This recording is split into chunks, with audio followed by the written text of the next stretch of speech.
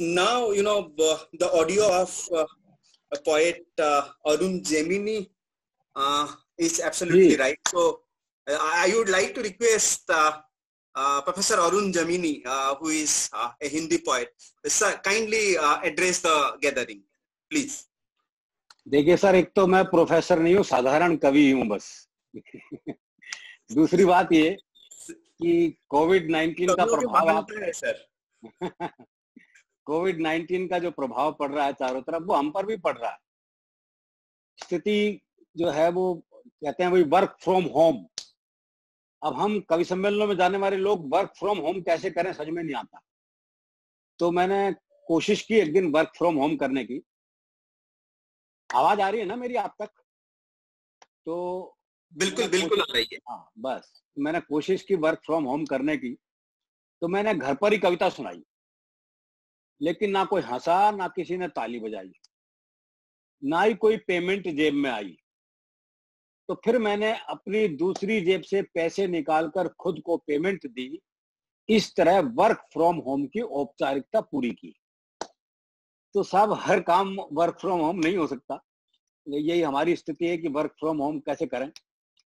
और जब ये 22 मार्च को जनता कर्फ्यू लगा था, पहला जनता कर्फ्यू था वो, और पूरे देश में एकदम सन्नाटा था, सन्नाटा, कहीं कोई आवाज नहीं आ रही थी। सुबह 10 बजे मैं घर की बालकोनी में आया तो मैंने देखा पूरा सन्नाटा, कोई आवाज नहीं। कुत्ते परेशान थे, जो गली के कुत्ते थे वो सुबह से मनुष्यों को देख देख के आदी हो चुके थे, और उस दिन कोई आदमी नजर नहीं आ रहा था उन्हें, ना कोई शोर, ना कोई आवाज। तो सूंघने की शक्ति थोड़ी बहुत कवि होने के कारण मुझ में भी है।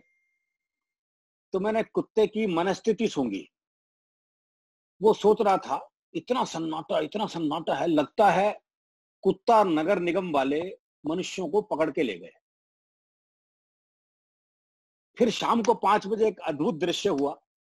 लोग ताली और थाली बजाने लगे, शोक शंखनाद होने लगा, शोर मचने लगा। मोदी जी का आदेश था। इतना शोर सुन के कुत्ते फिर हड़बड़ा गए एकदम। फिर मैंने कुत्ते की मनस्थिति सूंघी तो वो कह रहा था, बहुत जल्दी छोड़ दिया हमारे नगर निगम वालों ने इन्हें।